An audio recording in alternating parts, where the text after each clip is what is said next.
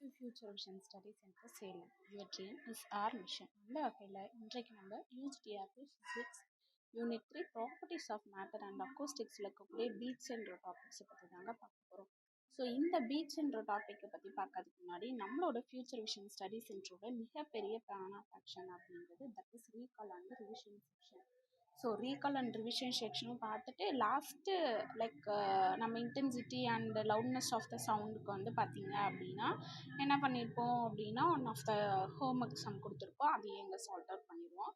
So first வந்து இன்டென்சிட்டினா என்ன, இன்டென்சிட்டி லெவல்லாம் என்ன, லவுட்னஸ்னா என்னன்னு பார்த்துருவோம். ஒரு ஷார்ட்டாக பார்த்துடலாம் ஓகேங்களா.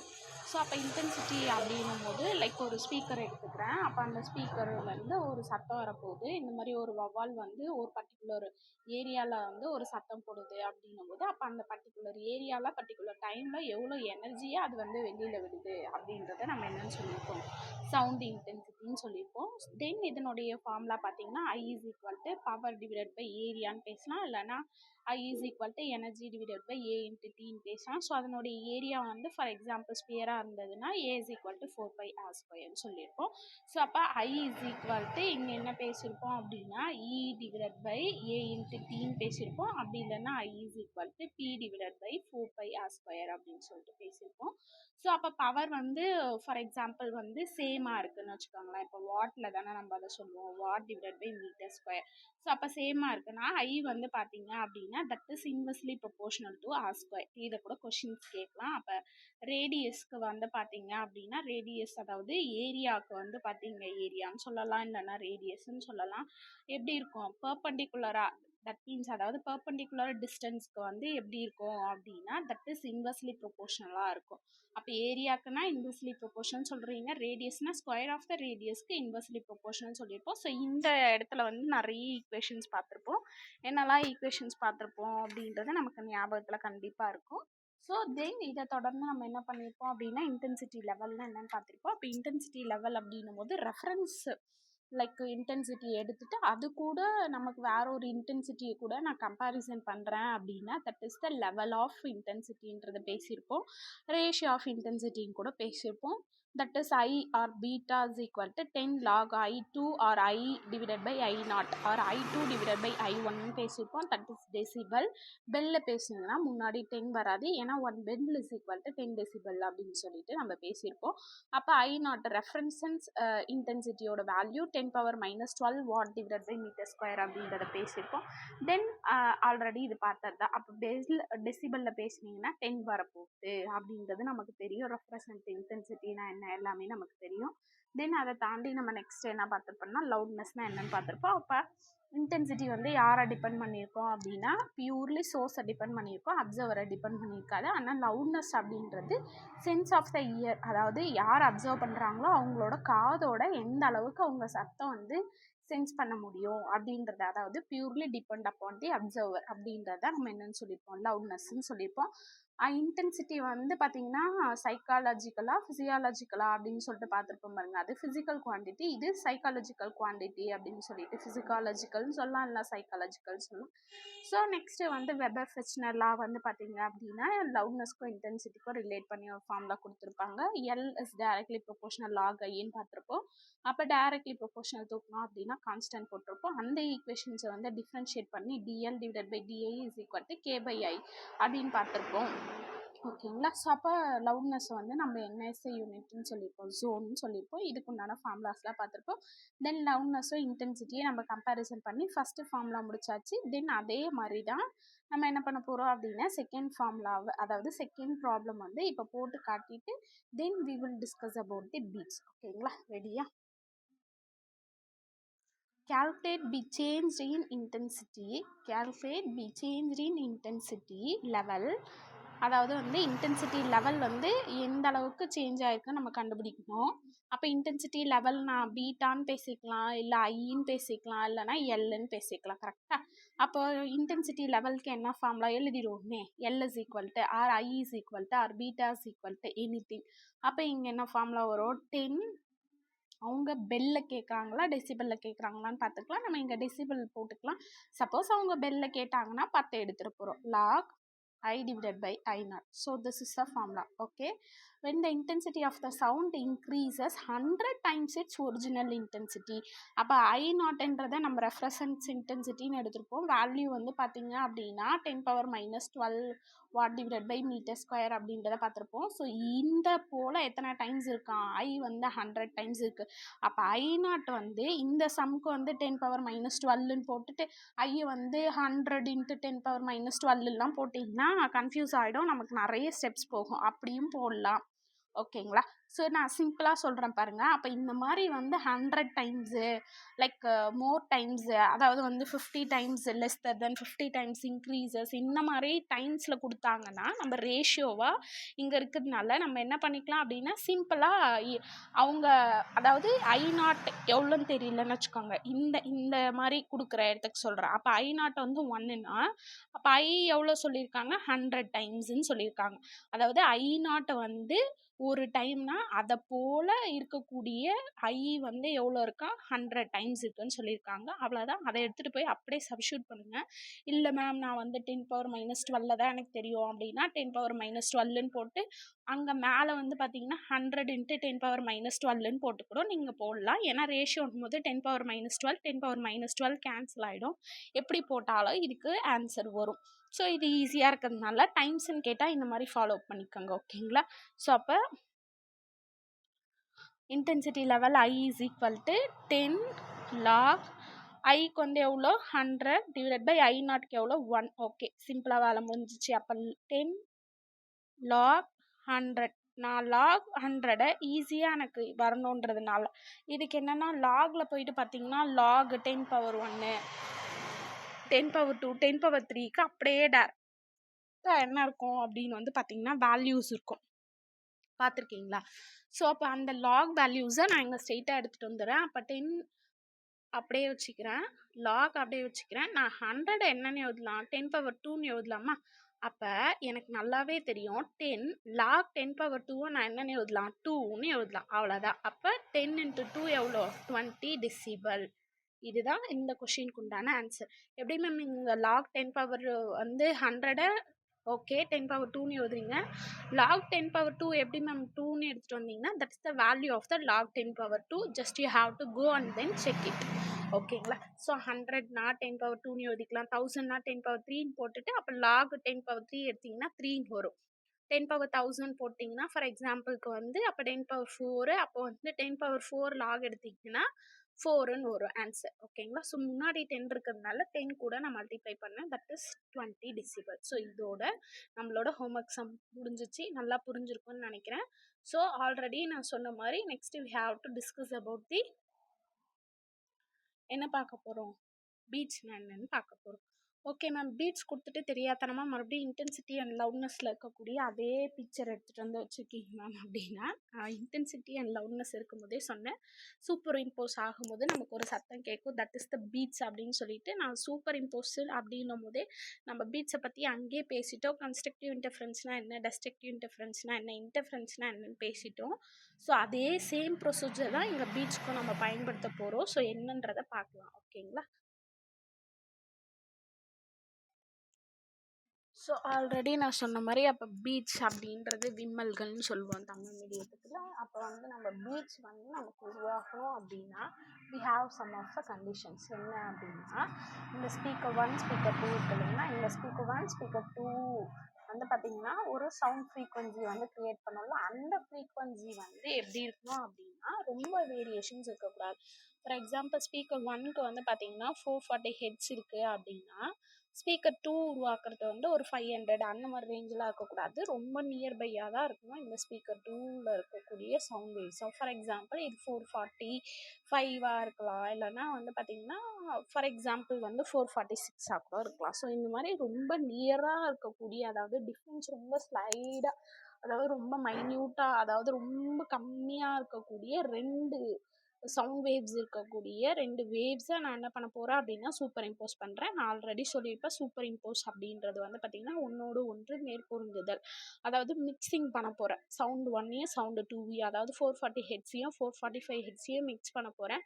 ஸோ ஃபஸ்ட்டு கண்டிஷன்ஸ் வந்து இதுக்கு என்ன அப்படின்னு கேட்டிங்கன்னா, ஃப்ரீக்வன்சி ரொம்ப நியர்பையாக இருக்கும். அதே மாதிரி ஆம்ப்ளிடியூட் பார்த்திங்கன்னா கூட மேக்ஸிமம் அதுக்கு எப்படி இருக்கணும் அப்படின்னா சேமாக தான் இருக்கணும், ரொம்ப நியர்பையாக தான் இருக்கணும். ஸோ அப்போ ஆம்ப்ளிடியூடும் வந்து பார்த்திங்கன்னா கொஞ்சம் சேமாக இருக்கணும், அதாவது டிஃப்ரென்ஸ் ரொம்ப கம்மியாக இருக்கலாம். ஃபார் எக்ஸாம்பிள் வந்து இதுக்கு வந்து ஆம்ப்ளிடியூட் வந்து ஒரு 5 இருக்குன்னா இதுக்கு வந்து ஒரு 4.8 அந்த மாதிரி கூட இருக்கலாம். ஸோ அப்போ இதுக்கும் வந்து ரிசல்டன்ட் நமக்கு வந்து மேக்ஸிமமாக கிடைக்கணும் ஆம்ப்ளிடியூட். அப்போ தான் நமக்கு வந்து என்ன கிடைக்கும் அப்படின்னு வந்து பார்த்திங்கன்னா பீட்ஸ் கிடைக்கும்.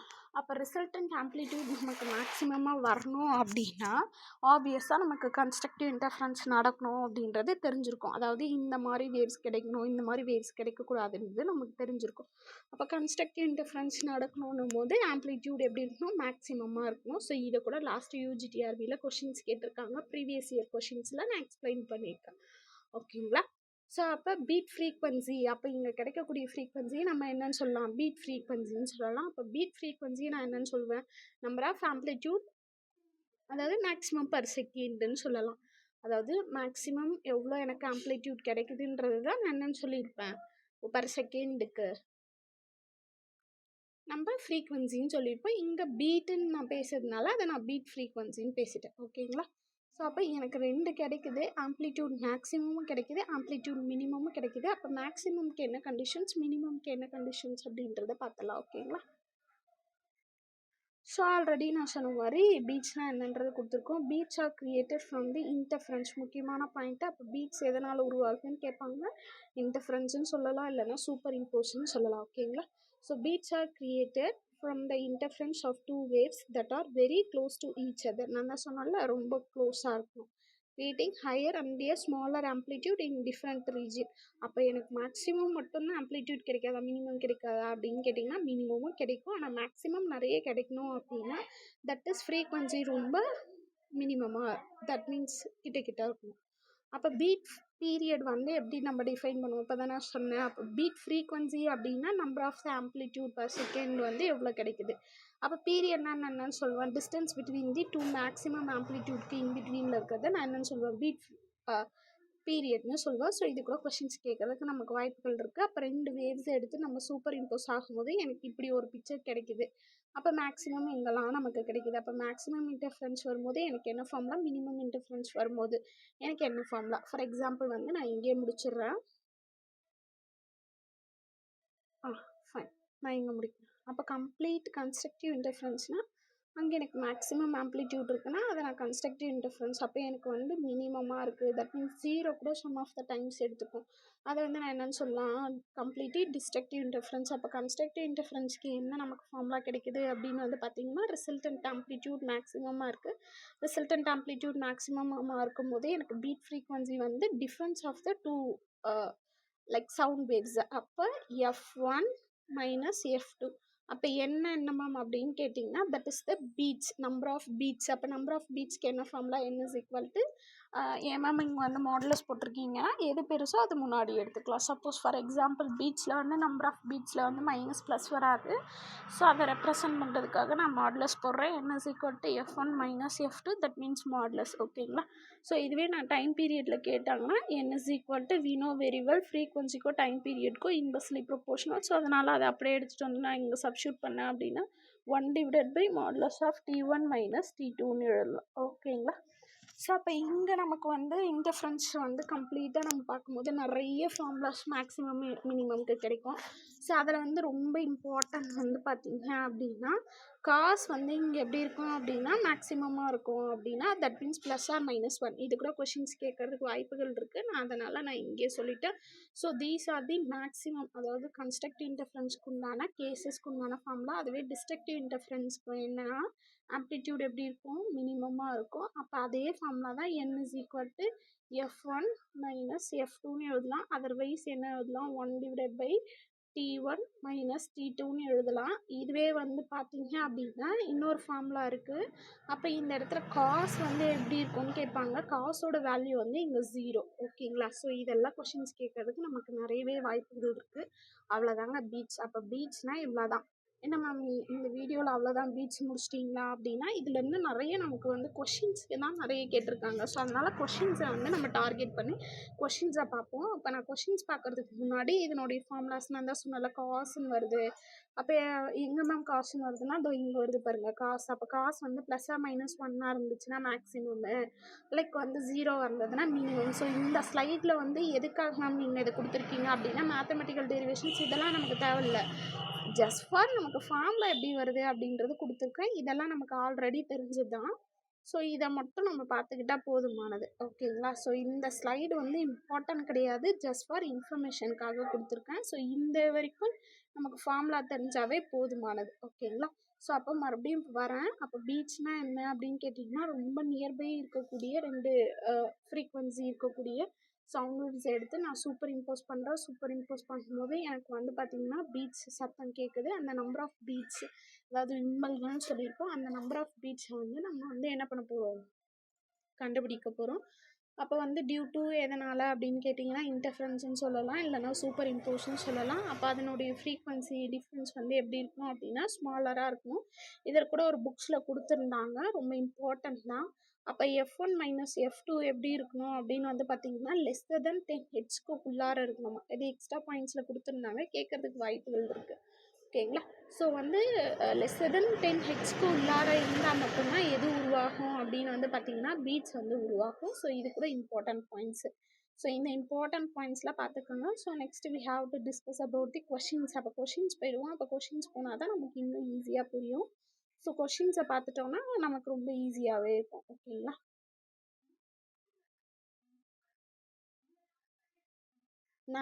இங்கே நான் சொன்ன மாதிரி பீட்னா என்ன, அப்போ பீட்ஸ்க்கு என்ன மாதிரியெல்லாம் நமக்கு கிடைக்கும், பீட்ஸ் ஃப்ரீக்வன்சினா என்ன அப்படின்றது தான் இந்த ஸ்லைடில் கொடுத்துருக்கேன். Just you have to C same அதே தான். ஓகேங்களா?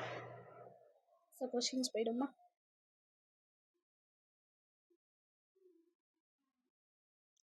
A tuning fork A of a unknown frequency produces 5 beats per second. அப்போ tuning fork 1 வந்து பார்த்தீங்க அப்படின்னா ஃப்ரீக்வன்சி வந்து ப்ரொடியூஸ் பண்ணுது. அப்போ F1 வந்து ப்ரொடியூஸ் பண்ணுது எவ்வளோ அப்படின்னு வந்து பார்த்தீங்கன்னா 5 பீட்ஸ் பர் செகண்ட் வந்து ப்ரொடியூஸ் பண்ணுதான். அப்போ N1ஓட வேல்யூ கொடுத்துட்டாங்க எவ்வளோ அப்படின்னா 5 பீட்ஸ் பர் செகண்ட். ஸோ அப்போ பீட்ஸ்க்கு வந்து என்ன மேம் எஸ்ஐ யூனிட்டுன்னு கேட்டிங்கன்னா பர் செகண்ட். ஏன்னா நான் தான் சொன்னல ஃப்ரீக்வன்சி. அப்போ ஃப்ரீக்வன்சின்னும் போது நீங்கள் என்ன யூனிட்டுன்னு போடுவீங்க, ஒன்று ஹெட்ஸில் போடுவீங்க இல்லைனா பர் செகண்டுன்னு போடுவீங்க. அதனால தான் இங்கே பீட்ஸ் பர் செகண்ட் கொடுத்துருக்காங்க, இல்லைனா ஹெட்ஸ்ன்னு கூட நம்ம போட்டுக்கலாம். வாட் எவர், நமக்கு வந்து பீட்ஸ் பர் செகண்ட் தான் ஆக்சுவலி எஸ்ஐ யூனிட்டாக கொடுத்துருக்காங்க. ஓகேவா? Fine. With a fork of a known frequency. அப்போ செகண்ட் ஃப்ரீக்வன்சி தெரிஞ்சிச்சு. ஃப்ரீக்வன்சி எவ்வளோ அப்படின்னு வந்து பார்த்தீங்கன்னா 340 ஹெட்ஸ்ன்னு கொடுத்துருக்காங்க. ஓகேங்களா? Fine. When a fork A is failed, அதாவது filed, the beat frequency decreases. அதாவது வந்து சம் ஆஃப் த டைம்ஸ் என்ன ஆகும் அப்படின்னா பீட் ஃப்ரீக்வன்சி இன்க்ரீஸ் ஆகலாம், இல்லைனா பீட் ஃப்ரீக்வன்சி டிக்ரீஸ் ஆகலாம், depend upon the tuning fork கண்டிஷன்ஸை நான் என்ன பண்ணுறேன் அப்படின்றது தான்.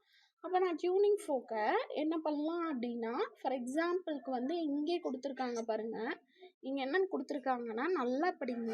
when a fork A is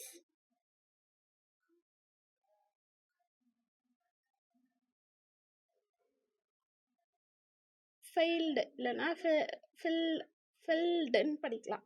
so அப்படின்னா என்ன அர்த்தம் அப்படின்னா அதை வந்து தாக்குறாங்க அப்படின்னா என்ன அர்த்தம் அப்படின்னா ஒரு சுத்தியலை வச்சு அடிப்பாங்க. சுத்தியலை வச்சு அடிக்கிறதுனால அதனுடைய N1 வந்து நமக்கு 5 பீட்ஸ்ன்னு கிடச்சிச்சில்ல பர் செகண்ட், அது வந்து குறைஞ்சிருச்சான். எவ்வளோன்னு கிடச்சிருக்கு அப்படின்னா 2 பீட்ஸ் பர் செகண்டுன்னு கிடச்சிருக்கான். அப்போ what is the frequency of the fork ஏன்னு கேட்டிருக்காங்க. அப்போ F1 என்ன அப்படின்றத கண்டுபிடிக்க சொல்லியிருக்காங்க.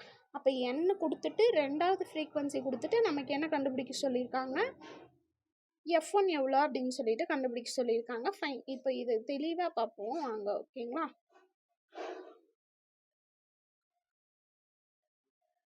ஸோ இதுக்கு ஸ்டெப் பை ஸ்டெப்பாக போயிடுவோம். அப்போ வந்து பீட் ஃப்ரீக்வன்சி அப்போ N இஸ் ஈக்குவல் டு என்னன்னு சொல்வீங்கன்னா FA மைனஸ் FB நமக்கு எவ்வளோன்னு கிடைக்குது அப்படின்னா எவ்வளோ ஃப்ரீ, அதாவது பீட்ஸ் கிடைக்குது. என்னோட வேல்யூ எவ்வளோ கிடைக்குதுன்னா 5 பீட்ஸ் per செகண்ட் நமக்கு வந்து கிடைக்குது. கரெக்டுங்களா?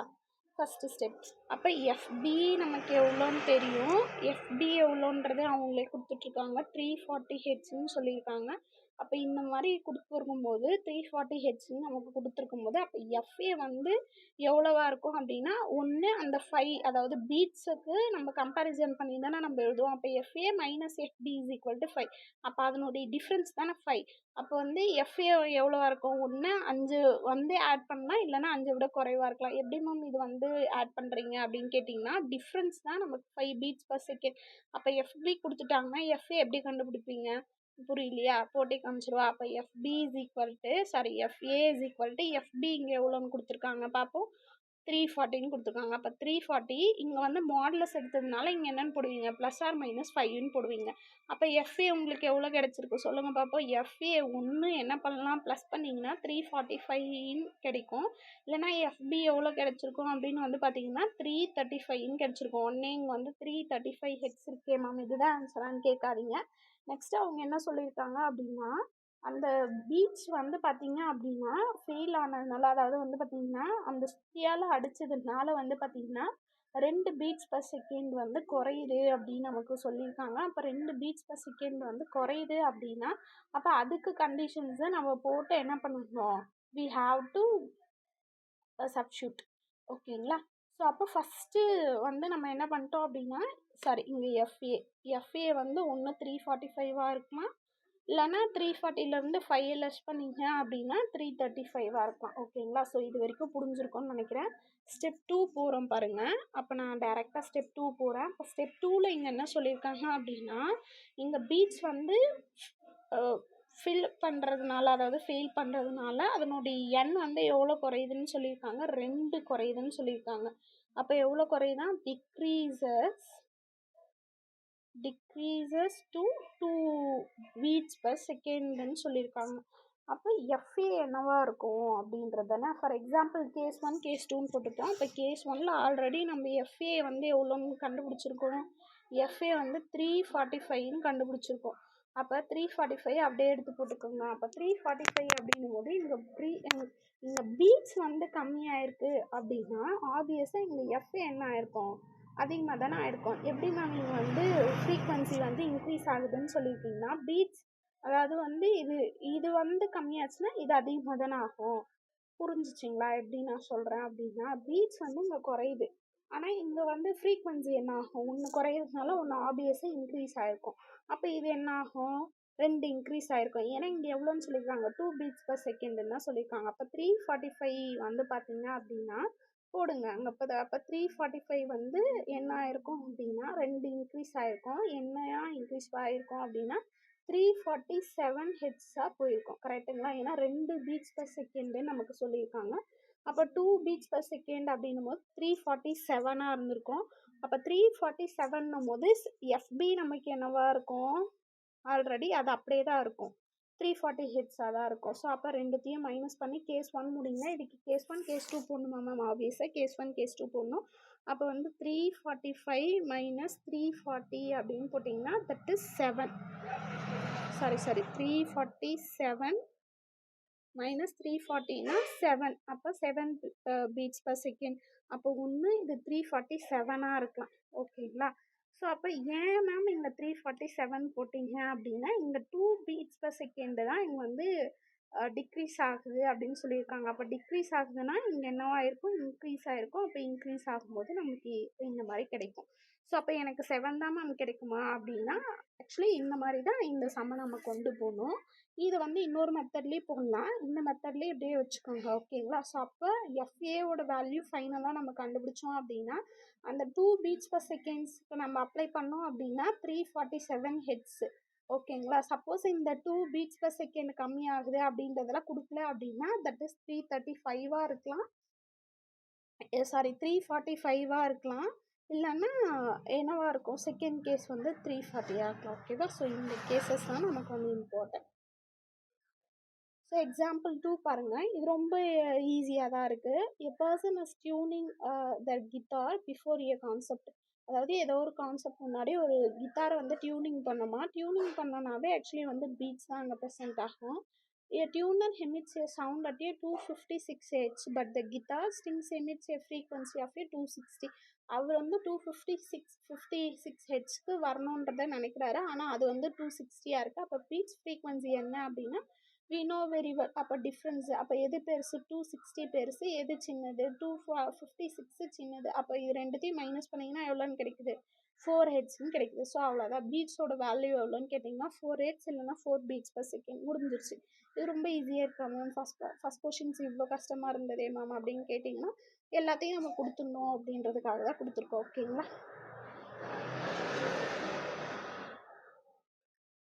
ஸோ இந்த கொஷின்ஸில் வந்து பார்த்தீங்கன்னா இதுவும் ஈஸியான கொஷின்ஸ் தான். ஸோ இந்த மாதிரி கொஷின்ஸ் தான் நமக்கு கேட்பாங்களா மேம் அப்படின்னா இந்த மாதிரி டைப்லேயே கேட்காங்க. இன்னும் ஒரு வேரியேஷன்ஸ் மட்டும் இருக்குது, அதையும் நான் உங்களுக்கு போட்டு காமிச்சிடுறேன். ஓகேங்களா?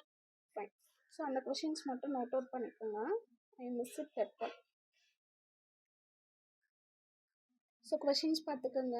அப்போ டியூனிங் ஃபோக்,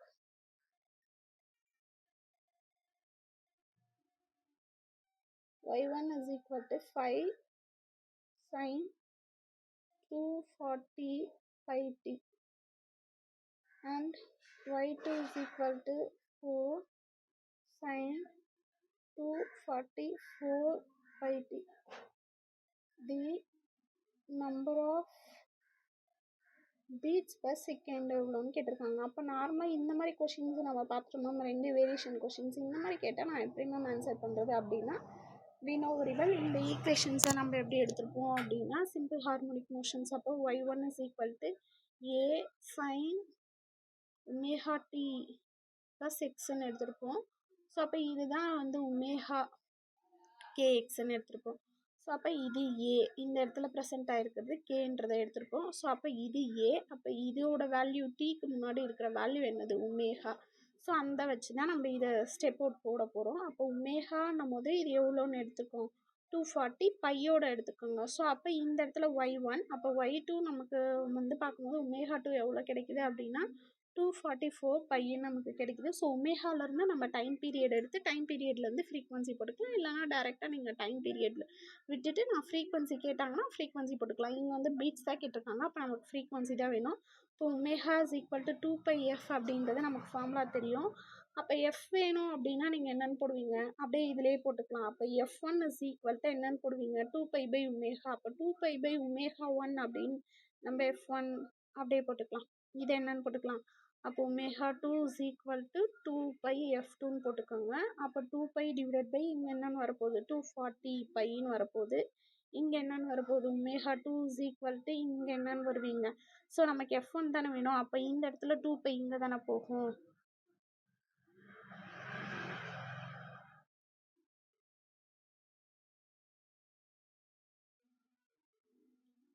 பை, அப்போ இந்த இடத்துல இடம் பத்தலான்றதுக்காக எழுதுகிறேன். அப்போ omega is equal to 2πf, இல்லைன்னா f இஸ் ஈக்குவல் டு என்னென்னு எழுதலாம், ஒமேகா டிவைட் பை 2πன்னு எழுதலாம். ஃபைன். ஸோ அப்போ இதை எடுத்துகிட்டு வந்து இங்கே சப்ஸ்டியூட் பண்ணுங்கள். அப்போ ஒமேகா1, அப்போ f1 இஸ் ஈக்குவல் டு ஒமேகா1 டிவைட் பை 2π. அப்போ ஒமேகா1 எவ்வளோ, 240 பை டிவைட் பை 2π. அப்போ f2 எவ்வளோ நீங்கள் கிடச்சிருக்கோம். அப்போ f2 is equal to 244 pi divide by 2πன்னு கிடச்சிருக்கோம். ஸோ அப்போ பை கேன்சல் ஆகிட்டு இருக்கும். 240 கேன்சல் பண்ணுறீங்க, இங்கேயே பை கேன்சல் ஆகிருக்கும். 2வும் 244 கேன்சல் ஆகிருக்கும். இங்கே வந்து நமக்கு எவ்வளோன்னு கிடைக்கும், 120ன்னு கிடைக்கும். இங்கே எவ்வளோன்னு கிடைக்கும், 122ன்னு கிடைக்கும். அப்படியே போய் போட்டுறாதீங்க, நமக்கு நம்பர் ஆஃப் ஃப்ரீக்வன்சி கேட்கல, பீட்ஸ் தான் கேட்டிருக்காங்க. அப்போ f is equal to n is equal to f1 minus f2 difference கண்டுபிடிக்கணும். அப்போ எது பெருசுன்னு பாருங்கள், 122 பெருசு. அப்போ 122 மைனஸ் இங்கே என்னென்னு எடுத்துக்கிறீங்க, 2ன்னு எடுத்துக்கிறீங்க. மாட்லஸ் எப்படி வேணாலும் போட்டுக்கோங்க. இது மேம் f1 f2 மாற்றி போட்டிருக்கீங்கன்னா நான் பெருசு முன்னாடி எடுத்துக்கிறேன், இல்லை மாட்லஸ் எடுத்துருங்க, எப்படி வேணாலும் போடலாம். அப்போ n இஸ் ஈக்குவல் டு என்னென்னு கிடைக்கும், 2 பீட்ஸ் பர் செகண்ட் கிடைக்கும். ஸோ இந்த மாதிரி வேரியேஷன்ஸ் சம்மும் நமக்கு கேட்பாங்க. இது வந்து எப்படி இருக்கும் அப்படின்னு வந்து பார்த்தீங்கன்னா லைக் ஈக்குவேஷன்ஸ் வச்சு நமக்கு கேட்டிருக்கக்கூடிய மெத்தட்ஸ். ஓகேங்களா?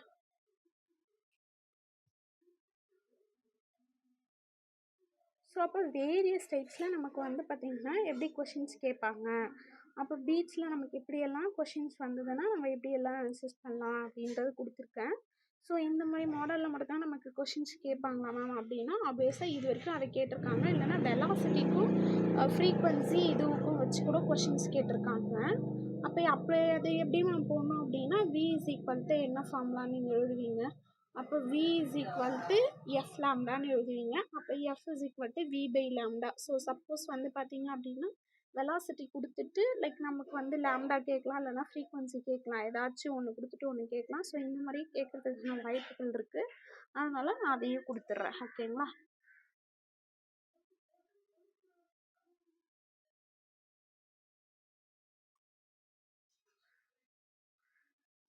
ஸோ அப்போ இதில் என்ன பண்ணுவாங்க அப்படின்னு கேட்டிங்கன்னா, அப்போ ஃபார் எக்ஸாம்பிள் வந்து வெலாசிட்டி கொடுத்துடலாம். இப்போ வெலாசிட்டி கொடுத்துட்டு நம்பர் ஆஃப் பீட்ஸுக்கு கூட கொஷின்ஸ் கேட்கலாம். ஸோ அந்த மாதிரி கொஷின்ஸ் கேட்டால் நம்ம எப்படியெல்லாம் வந்து ஃபாலோ பண்ணோன்னு பார்த்துக்கோங்க. ஸோ இதோட என்ன முடியுது அப்படின்னு வந்து பார்த்தீங்கன்னா பீட்ஸ் வந்து முடிஞ்சிடுது. ஸோ அப்கமிங்கில் நம்ம என்ன பார்க்கலாம் அப்படின்னா டாப்லர் எஃபெக்ட்னா என்னென்னு பார்க்கலாம். So thank you so much.